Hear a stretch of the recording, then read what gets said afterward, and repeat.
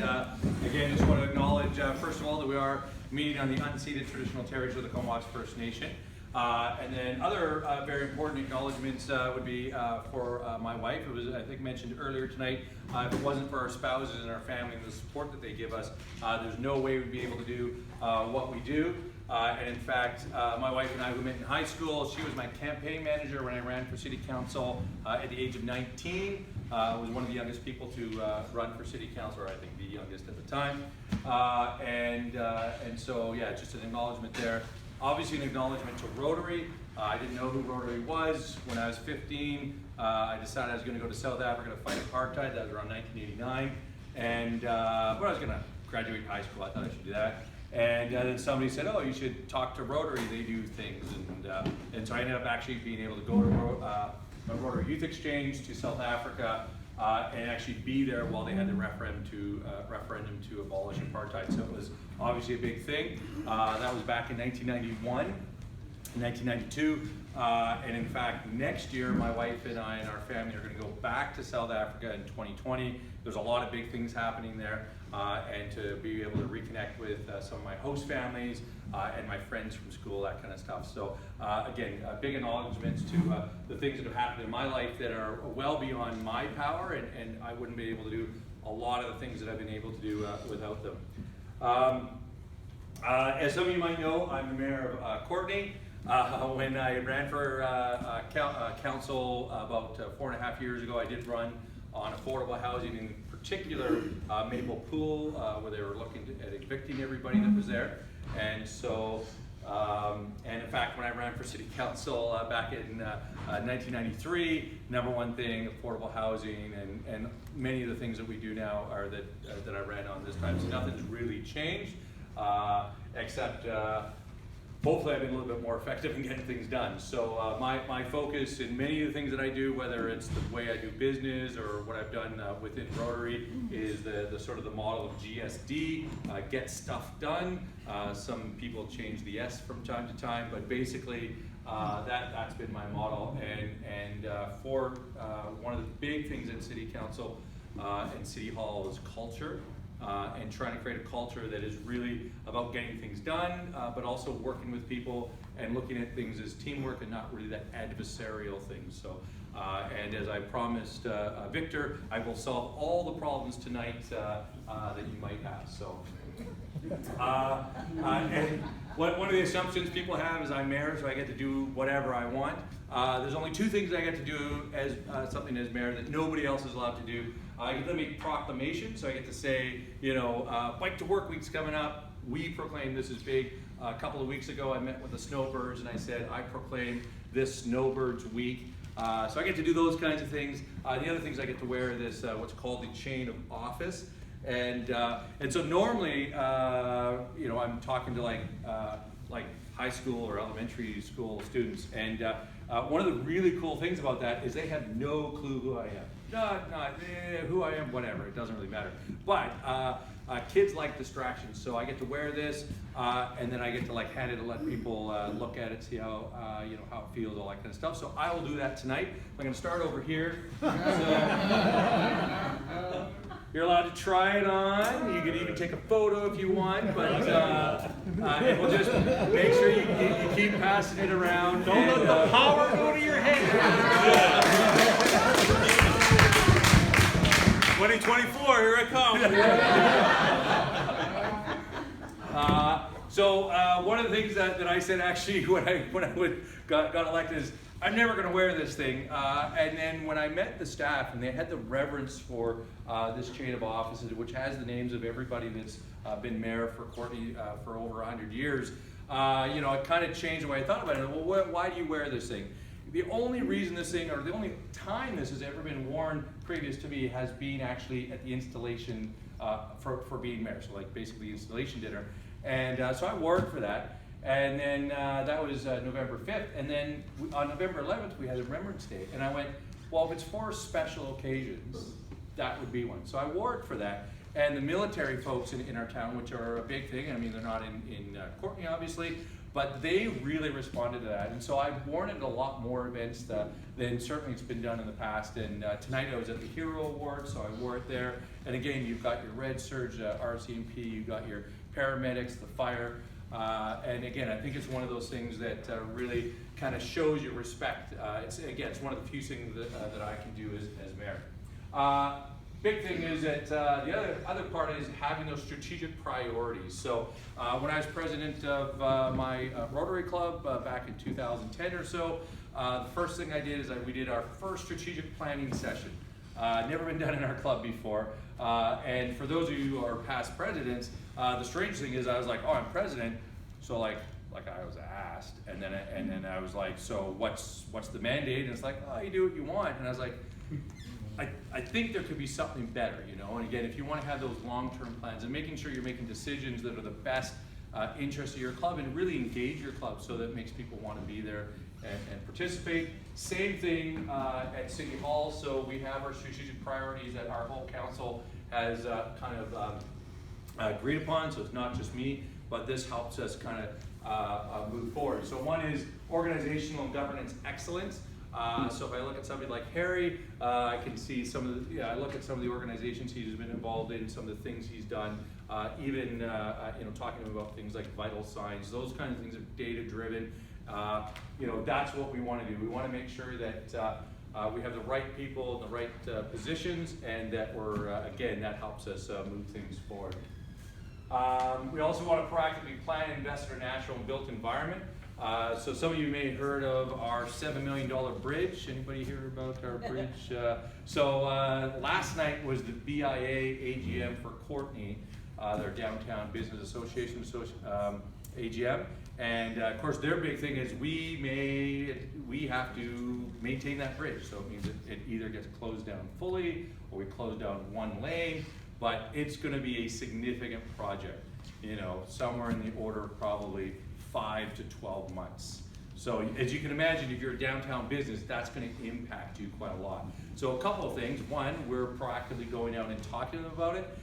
And I'm actually creating a protocol agreement, not unlike the ones that I've helped create with Comox First Nation, so that as a city, we're actually proactively engaging with those business associations. And so anytime the bridge comes up on an agenda, they automatically get invited to those meetings so that they're more aware and can come and participate. So that's one of the things, the bridge is a great example. One of the things that frustrated me when I got to council originally is there were all these things that people knew about, but they wouldn't put them on the budget. They didn't want to actually acknowledge that work needed to be done, and those were liabilities that we'd have to deal with at some point. What was easier to say is we have a lot of seniors and people on fixed incomes, so let's not do those projects because taxes are going to have to go up. Does anybody know what happens when you don't fix a bridge for 15 years? Does the price go up or down? So the original project was going to be hundreds of thousands of dollars. Can you guess how much it is now? 7 million. And so to look at that, there are still going to be people on fixed incomes, there's still going to be seniors. So the longer we wait, the more expensive it becomes, and whether those expenses are because of the cost of repairs. There's also environmental concerns that 20 years ago didn't really exist like they do now. So we're going to be doing the project better. We're going to be making it last another 50 years, but it's certainly going to have an impact on our community. We actively pursue vibrant economic development. For those that aren't aware, I took theater at university, did theater for about 10 years. For those of you who may know my company, I've actually never taken a computer course, but I can sound like I know what I'm talking about. So that's probably far more important. And so I think for our economic community, when I first moved here to the Comox Valley, I was president of the Comox Valley Youth Music Center, still very involved with them and supporting them. And so this is something that our whole council has said is really important, because this is something that's going to be not just an economic driver, but also something that's going to pull our community together and give us, again, the word culture for me just means so much. For those of you, this is for you, Victor. So for those of you who are into development, this is one of the things that we did. So, you know, I don't build houses, but through my company, we support many companies that do. And so I've heard about these folks. As a kid, I actually was a drywaller. And so I'm aware of things. And one of the problems is like how long it takes things to get done. And so, you know, one thing is the culture and working with the staff, which I think we've done a lot in the last 6 months. This is my 6-month anniversary as mayor. And I think we've done a lot with staff. And we've actually created a working group where we have developers there, we have staff, and we have politicians. So you can have developers who say, these are the problems that we have, and then staff that say, well, these are the reasons why these rules are there. And then as politicians, we can go, well, maybe we need to change the wording on this bylaw. We can change a couple of words and we can maybe save a few months on a development that isn't going to impact safety, it's not going to impact the environment, it's not going to impact anything really other than making it a little bit less red tapey just for the sake of it. So this here is the geeky part of things. So every development now that comes in goes on our tracker. So if people want to see what's going on, it goes in here. And there's really a whole bunch of important information, like the date that it started. So people often will say, well, I've been working on this development for 13 years. Well, it may have been 13 years, you know, they may have bought the property 13 years ago, but then when did the application actually make it into City Hall? And was the application complete? Those kinds of things. So that's what this helps us with. And then it tells us whose court is the ball in right now? Is it waiting on the city? Is it waiting on the developer? Because if you started a project in 2007, in 2008 when the market fell out, were you giving it the same amount of effort that you might have been in 2005? And so this helps really give that sort of critical data stuff. Methods in multimodal transportation. This is pretty funny. I said to my council, hey, why don't we just ride our bikes to our first council meeting, just for something to do, you know? We all kind of like riding our bikes. And so we did this, and it ended up on the front page of the newspaper, which I thought was, I mean, it's cool and all, but I think, you know, one of the challenges we have, how many people here have ever gone across the 17th Street Bridge when you have to wait 3 or 4 lights to get across? Does that happen to anybody around here? Yeah, exactly. I think Victor actually called me one day, because not only was the bridge late, but then we did this thing with the intersection at like 5th and Fitzgerald, and so that's what happens when you have my cell phone number, is you could just call me up. And it's on the website. If you go to the city's website, you can call me directly, and that's totally fine.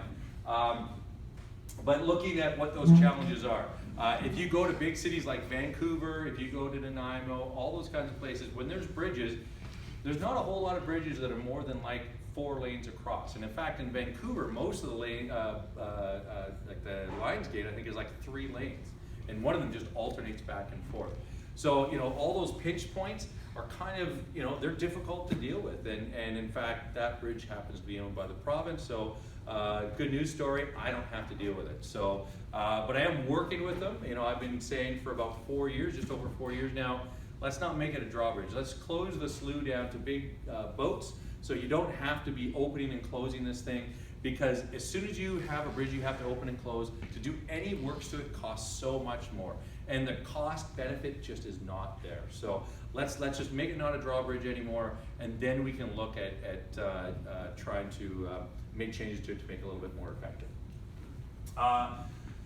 Well, this is my #1 thing why I ran for council back when I was 19 years old. Same thing I ran for when I ran for mayor, and that's affordable housing. And I couldn't be happier. I could not be more excited that the fact that we've opened up Braidwood, which was about 36 units, and we've opened up the Junction, another I think 46 or 47 units. So over 80 units just in the last couple of months in the Comox Valley that are really geared towards affordable housing and supportive housing.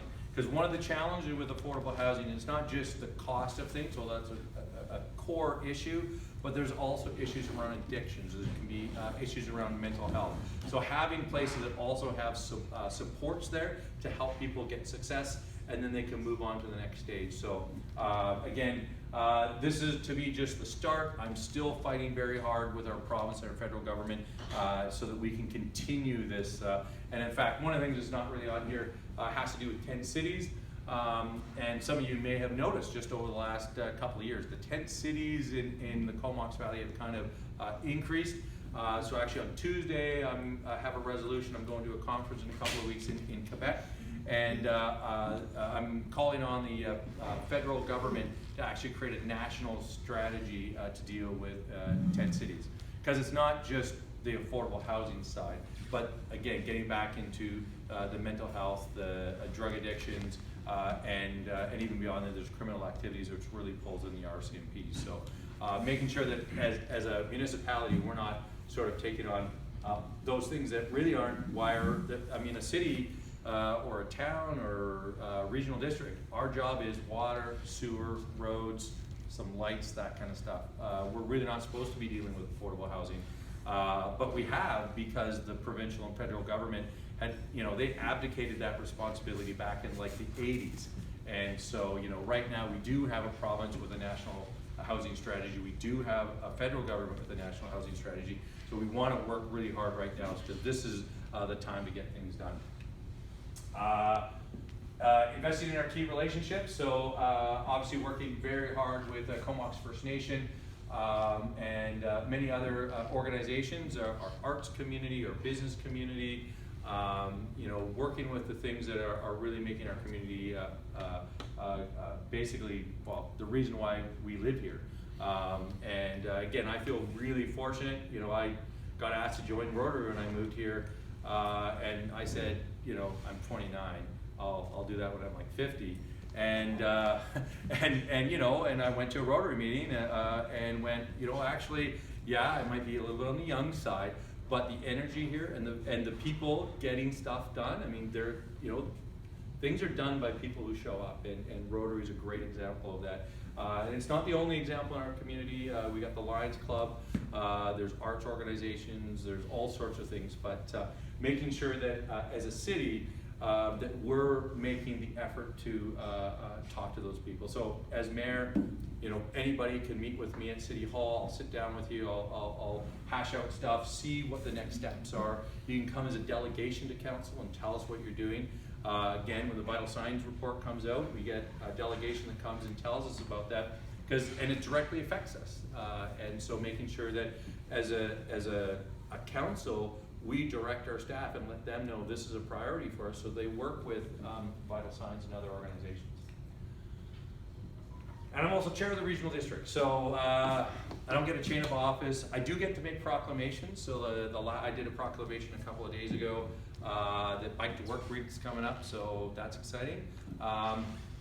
And so these are people that are on our regional district. So there's 4 people in our regional district from the city of Courtenay. There are 2 people from the town of Comox.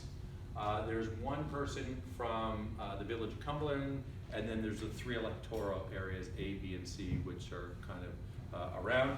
And then from that group of people, I was elected to be chair of the regional district, which is basically just another mayor kind of thing. Can't talk enough about this. So I've talked about how affordable housing is been a big thing. Business is a big thing. I was leader of startup Comox Valley. I have my business here in town. I'm involved in social issues, all that kind of stuff. Water was never on my list. When I got elected last time, they put me as chair of the water committee, and so I spent the last 4 years working on our water treatment project. Again, another project that originally was about a $30 million project. When I was told about it, they're like, 10 years ago it was gonna be like $30 million, it's probably gone up a bit. And it went up to $110 million by the time we got everything said and done. And so what I did is I met with our provincial counterparts, ministers down in Victoria, and I flew off to Ottawa and I met with our federal ones. And so the maximum sort of grant, they said, well, maybe you get like 10 million or 12 million, something like that. And I said, well, no, we should get like 75 million, which is what I wanted. And we ended up with $62.5 million, the largest grant ever given in BC. So largest federal grant. So, and like I said, you know, one is letting staff know that this is a priority for us. But you know, I said like, who's our provincial person we need to talk to? And they said, well, this guy. And I said, well, set up a meeting. I got a van that can hold 7 people. Talk to Comox First Nation chief. Talk to the other mayors. We jumped in my van. We carpooled down to Victoria, and again, we got stuff done. Flew off to Ottawa, met with those folks, and so that's kind of, you know, again, some of the things. Oh, did it go back on me here? Oh, there we go. Let's go on to the next thing. Community forum. So again, this is as a city we're doing stuff, but as a regional district, you know, that's really where our relationship with Comox First Nation is.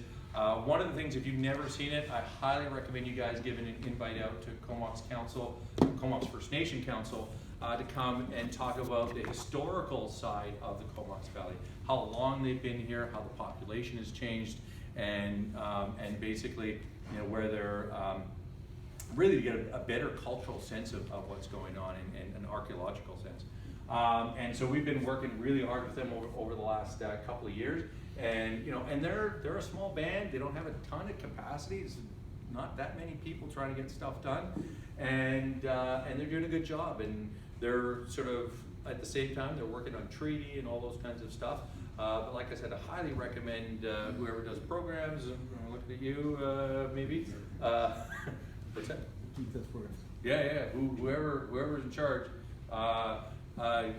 Give an invite out there. There's a guy by the name of Jesse Morin, who I had come this year as well to our full day workshop that we did with them, and he can talk about the whole historical context of stuff, but then they can also talk about where things are at.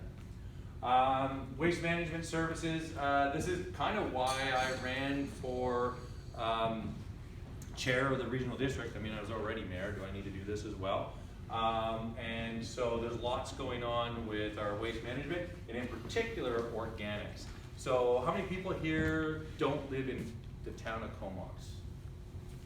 So like half-ish, right? So if you're in Comox, if you're in Cumberland, there's a pilot program for organics. And that's been going on for like, does anybody know? Like 5-10 years? Well, more than 5 for sure, but like probably 10 years. There's been this pilot program. Now, organics is one of the things that the methane that's released through organic material creates the methane, which is like, I can't remember, 10, 20, 100 times worse than the regular greenhouse gases. So having an organics program is going to have a significant impact, but it's hard to do if you don't, like, you have to have an organics program that picks up people's organic stuff and then a system to process it. And that has just been languishing, you know, like I said, probably 10 or a dozen years. So this is really why I became chair of the regional district, I think, is to make sure that by the time I only plan on being chair of the regional district till the end of this year, that we have our organics program actually locked in. When we pull the trigger and we say we're gonna do it, it's government, it's still 2 years before the actual program is gonna be in place. But that will allow all the municipalities in the Comox Valley and Campbell River and North to actually have an organics program, and then start doing things like switching garbage pickup to every 2 weeks rather than every week. And then you have your recycling every week and your organics every week. Because by having our organics program, we actually cut the garbage going into our landfill by 50%. So those kinds of things, and for those people who don't know, I didn't put the number up here, but our landfill costs are $44 million. So yes, the water, it's a big thing, and we've got a big grant. We have $44 million over here, no grant. So again, one of the things I've done is I've gone to the provincial government and I've said we should have a landfill tax. So basically all these landfills were created mainly by industrial organizations, logging companies, that kind of stuff, all up and down Vancouver Island. And then the government one day just said, okay, we're gonna make them all government, and then municipality or like regional districts are in charge of them. And then, you know, a couple years ago, they said, okay, well, you need to start closing down these old garbage dumps, basically, that were never properly set up from an engineering perspective. But the cost of doing that it's just crazy. It's just absolutely crazy. And they didn't give us any funding for it. So I'm fighting really hard to get funding for that. So when you drop something off at the garbage dump, there's a tipping fee. You pay a certain amount, 130 bucks per ton. That doesn't cover the cost of closing. So we, on top of that 130, we have to do tax requisition to look after that. And again, to me, this is a provincial thing that should have been done. Anybody here familiar with the stage 4 water restrictions a couple weeks ago? Where we were doing the water repair stuff. So these are the diving stuff, and they got cameras on them. The diving suits, I think, were 12,000 bucks a pop. And then here's the guy, that's the pipe that they had to crawl into with all their tools, and it was basically 5 or 6 trips to get all their tools, their welding stuff, all that stuff, down to where they had to actually put the patch in, and of course it's a curved pipe, and where they had put the patch in was actually a joint that was made by hand, so they had to, like, I used to do auto body. For those that do auto body, they had to sit there and hammer this steel plate or whatever plate it is to get it the exact right shape to actually weld it down and work and go back and forth, like I said. And so absolutely crazy. It took a month, 1 month, to come up with a safety manual that WorkSafe BC would actually allow this to happen. So from the time that we found out that there was a hole, staff were working their butts off to order the parts to do the fix and then come up with that plan to do it. So for those of you, I have to, on behalf of the regional district, have to say thank you so much. We told people stage 4 water restriction, this is an emergency, and everybody responded. Businesses, places like Costco and Canadian Tire, they bought water jugs in Home Depot so they could still water their plants and stuff, but they got all that water before the water restrictions went in so that it wouldn't impact the water, because we needed as much water as possible, obviously, for people to do, brush their teeth, hygiene, those kinds of things, prepare food, but we needed as much reserves for fire flows in case there was a fire, so the fire department could deal with that. That's it. That's all I got. I don't know, I was probably long, but That's good. best I can do. Obviously, if there's any questions, I think I covered everything. $62 million grant, I think that was the most important part. But yeah, any questions? Yeah. How long did we have the water leak before we fixed it? Well, the hole started small. So, like, when that happened, who knows? And then, obviously, over time, it got bigger. So then, from the time that we actually detected it till the time that we did the repair was about, I think, 2 months. And so when we actually detected it, staff got on it right away. They started working on stuff. They ordered the parts. They really couldn't do anything to actually fix that part of it. For those that aren't aware, the valves that had to be installed to do the work, so they had to be able to turn off water and do all sorts of other funny things. Those are only made by one plant in North America. And so tragically, after our order went in, someone from that plant was fired, and they subsequently went in with a gun. And yeah. So that's pretty shitty. So our water thing, although important, there was a much bigger story as to why things were delayed. All the works were done, waiting for those valves. The valves arrived, they were installed within hours, and those divers were in. So our staff did just an amazing job. So sorry. But yeah, the reason why it was delayed was not our staff's fault, but they did what they could as quickly as possible. Was it actually under the river? Absolutely, yeah. So it'd be good if I had a diagram, but if you think like the river, like you have a pipe going along ground here, and then it goes down, and then this is the river, and it goes under, and it goes back up again. The hole was like right in one of these bottom holes. So you saw the guy crawl into a pipe where there's no water. He then has to go down this, like, probably say 75 degree or 90 degree, or not, maybe 90, but like, 80 or whatever. And then like halfway down gets into water, and then has to do all his work underwater. So it was in probably one of the worst places possible. And I didn't have a picture of it, but they actually like the whole thing about the valves that they put in, the way that they did it, is if this happens again, it won't have the same impact. Because most of the downtime was literally just prepping everything. The actual time that those guys were in the pipe was, you know, days. So it wasn't the full 10 days. And then once the work was done, then island health regulations are you have to flush the pipe and you have to have 2 full days of testing. And those tests take 24 hours to get the results back. So you're looking at a few days just to prove that it's safe for drinking. So, sorry. Yes? Question. How many fire chiefs we got? How many chiefs do we have? How many fire chiefs do we have? Well, there are a few. So we've got obviously Comox, Courtenay, and Village Cumberland. And then there are multiple fire halls up and down. There's Denman Island, Hornby Island's got one.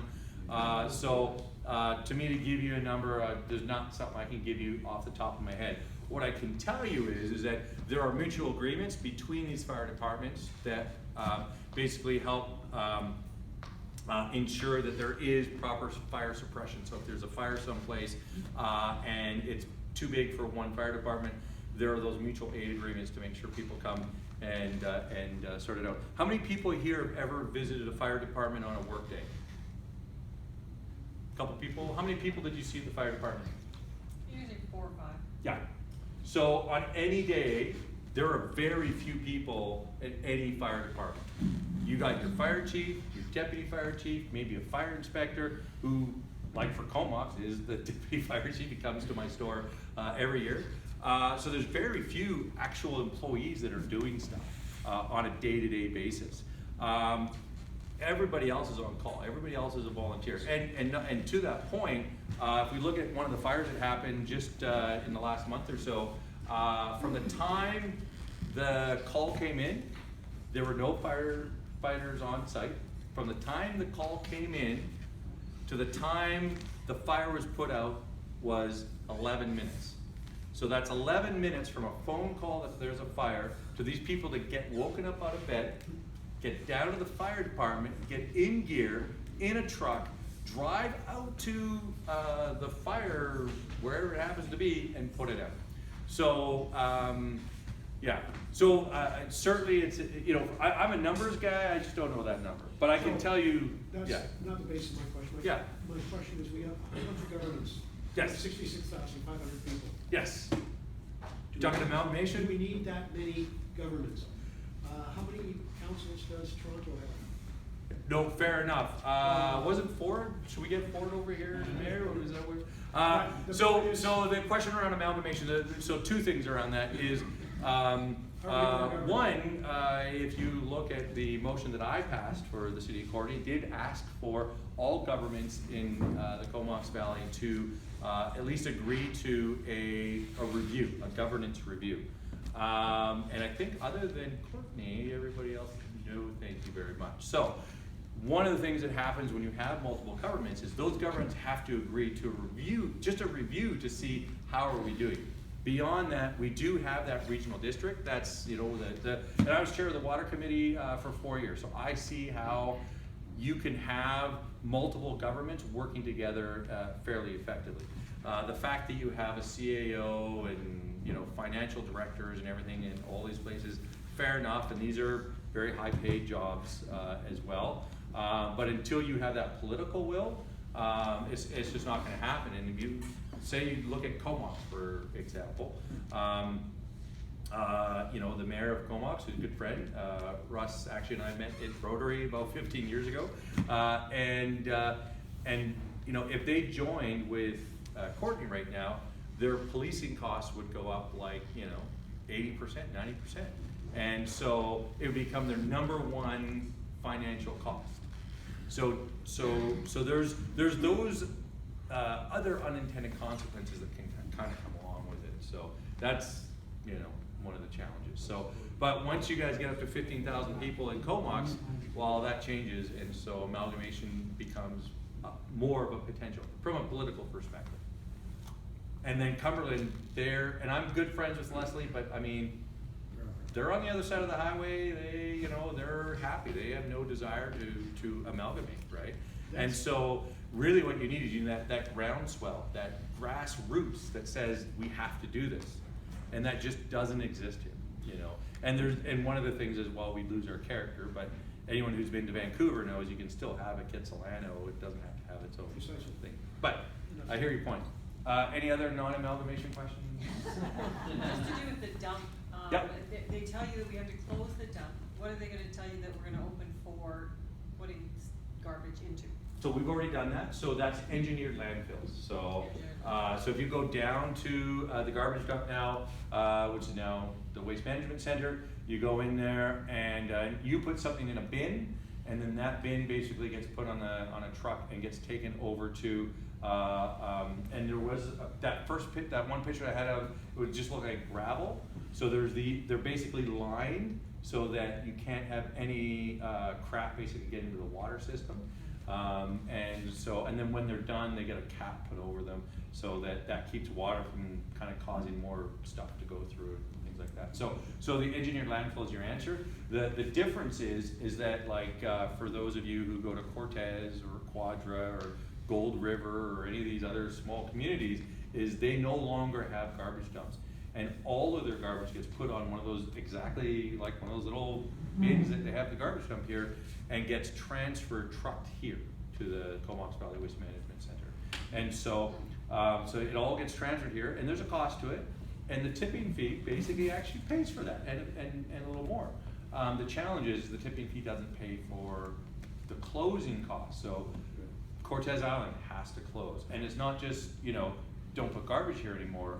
Okay, well now we have to cap it. We have to put piping in to capture those methane gases that I talked about earlier. If you go to Cumberland, they got a little flare there that, you know, flares off those gases for now. That's not an ideal solution for a larger center like Comox, so we're actually partnering with Fortis to do recycled natural gas from that. But, you know, the cost of doing that, and then the cost you have to now monitor it for 25 years minimum. And then after 25 years, the provincial government, the Ministry of Environment says whether they're happy or not about that. Like, can you now stop monitoring? So Monday, as soon as I'm done with the parade in Cumberland, I will say goodbye to my family and I'll drive down to Victoria. And Tuesday morning, I'm meeting with the Ministry of Environment to say, so you told us that we have to do this, but you have not attached any funds to it.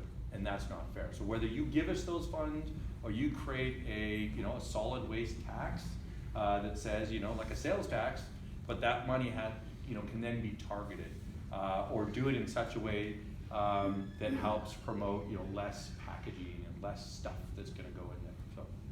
So hopefully that answers. But like I said, it's one of the things that it's what I ran on, and I'll be getting in my van with other politicians on Monday.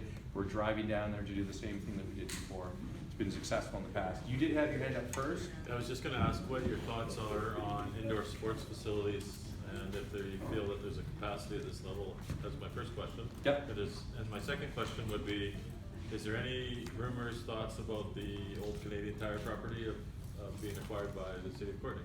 I don't know. Well, first thing I can tell you, anything that has to do with land, there's three things. There's what are called the 3 L's: land, labor, and legal.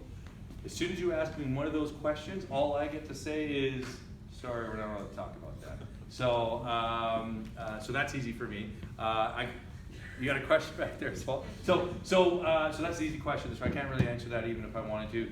But getting back to, is there the capacity for it? Well, again, as municipalities, we were created by the province, and we were given basically 3 main mandates: water, sewer, roads. So what we do in culture, recreation, that's something that we choose to do beyond our mandate. So we do have, let's say, the soccer field over by Bandy. We have a curling. We have ice rinks. We have, 3 separate gyms in town, rec centers.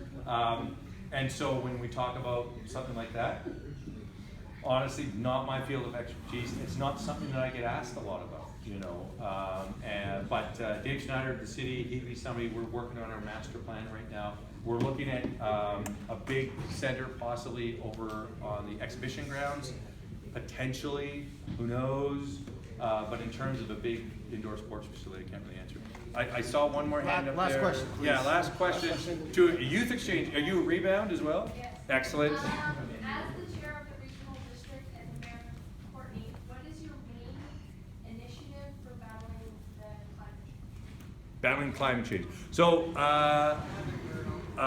excellent question.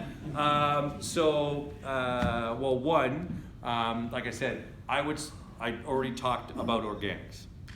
There's no other thing that I can do as an elected official beyond that will have the impact that an organics program will have. Just period. That's it. If it comes to banning single plastic use, it's still not going to have the impact that that will have. Just orders of magnitude difference. Banning single-use plastics, which we've got a thing going through the city, we've got something going through the regional district.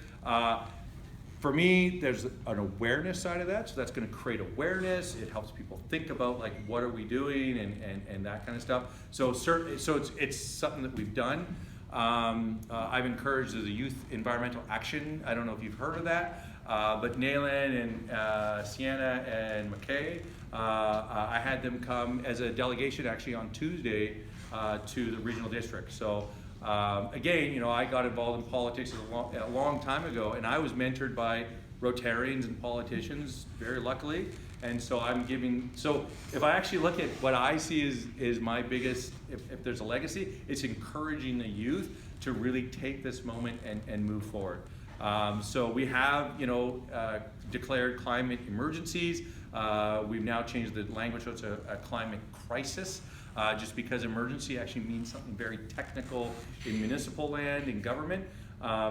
But to say we are doing those things, but I was one of the first people to say, I'm happy to say there's a climate crisis. I have no issues with that. I was saying that back when I was like 19 years old. But it's the actions that, you know, how are we gonna have the biggest impact on climate? So we're looking on, you know, electric car charges and those kinds of things, again, which I don't think will necessarily have that huge immediate impact, but it's about raising the awareness and saying these are the steps that we can do. But if we switched our garbage to every 2 weeks and had an organics pickup, as I mentioned, that's half our waste that goes into the garbage dump, and that's not an environmental guy necessarily talking. It's not necessarily an economic guy, because there's a huge economic benefit to having a landfill last a lot longer. That's all those things combined, and it just makes sense. So, great question. Sorry. Okay, Bob, thank you very much for your talk. And in my opinion, if you can fix computers so well, I'm sure you can fix any problem in Comox Valley. And in appreciation of your presentation to the Rotary Club of Comox, 50 children will be vaccinated through a donation made to the Polio Plus program of the Rotary Foundation. Awesome. Thank you so much.